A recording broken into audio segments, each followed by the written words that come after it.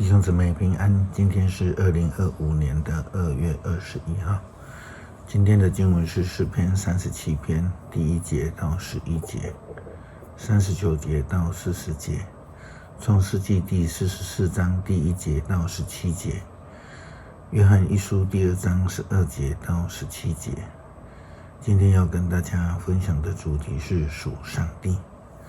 看事情的角度不同，应该是受到心灵的所属而有所影响。我们这几天谈到的约瑟，在他的心目当中呢，他就是全然的向着主，因此他以上帝的眼光在看事情，他的决定作为与人都不同，他不以恶报恶，却因为上帝的呼召而宁愿成为他全家在苦难当中的救援者。创世纪44章第1节到17节记载了约瑟虽然还是很俏皮的偷藏了东西在他们的哥哥们兄弟们的布袋里，但他的目的其实是为了要把他们留下来。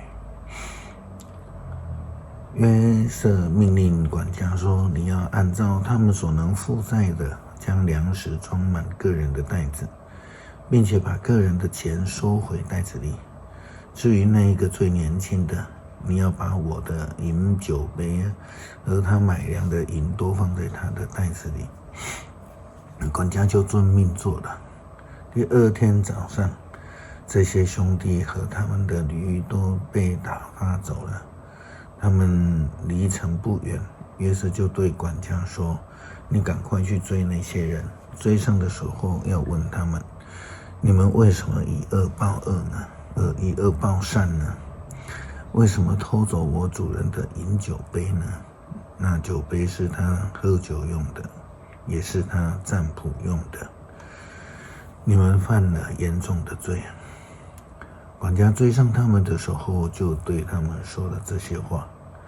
他们回答，先生，你这话到底是指什么呢？我们发誓我们没有做这种事。你知道我们上次在袋子里面发现的那一些钱，也从迦南带来奉还。我们怎么会偷走你主人家里的金银呢？先生，你若在任何仆人的袋子里面找到酒杯，那人就该死，我们其余的也愿意做你的奴隶。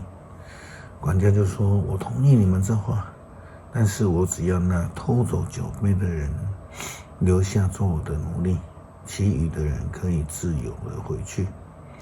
于是大家很快就把袋子卸下在地上，个人打开自己的袋子。管家仔细搜查，从老大的袋子开始查到最小的，结果酒杯在便雅悯的袋子里面找到了。兄弟们都悲伤的撕裂衣服，把行李握在驴背上回城里去了。犹大和其他的兄弟来到约瑟家的时候，约瑟还在那里，他们就向他跪拜。约瑟说，你们干的是什么事呢？你们不晓得我这种地位的人能占卜出你们的行动吗？犹大回答，我主啊，我们还有什么话可说呢？还能喊冤或辩屈吗？上帝已经揭开我们的罪，现在不止那个被找到有酒杯的，连我们都做你的奴隶。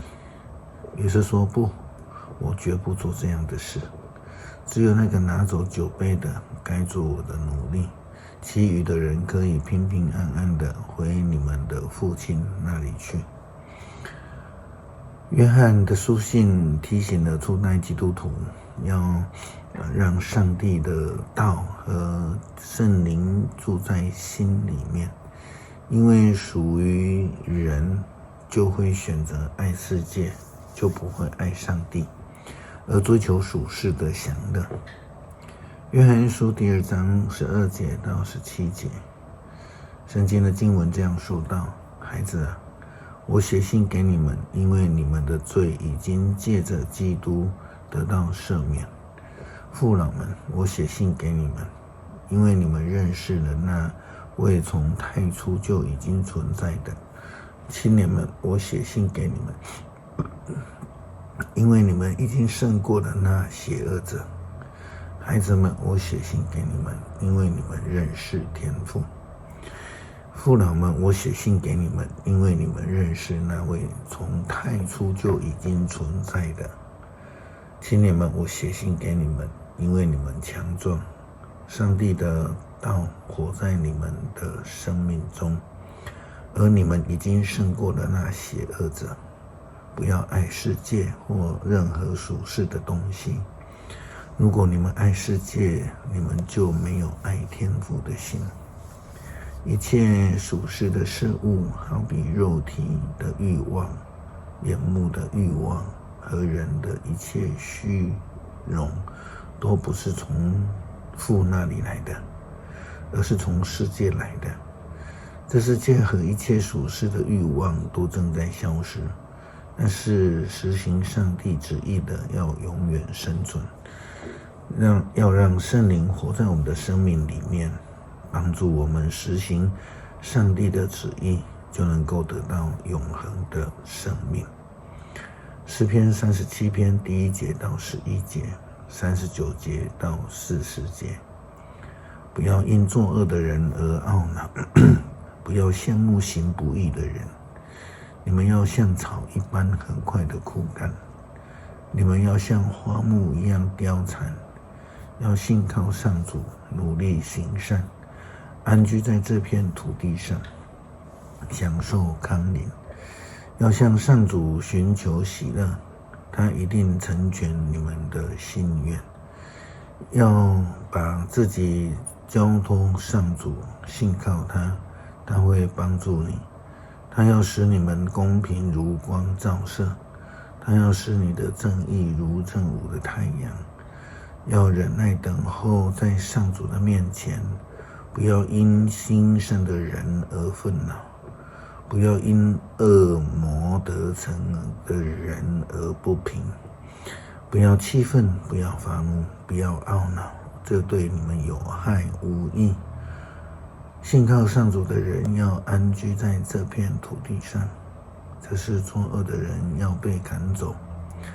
只有一眨眼，邪恶的人就会消灭，你找他们也找不到。但是谦卑的人要定居在这片土地上，他们要安享无穷的幸福。上帝拯救义人，在患难的时候保护他们。上主帮助他们，他救他们脱离邪恶的人，因为他们向他寻求庇护。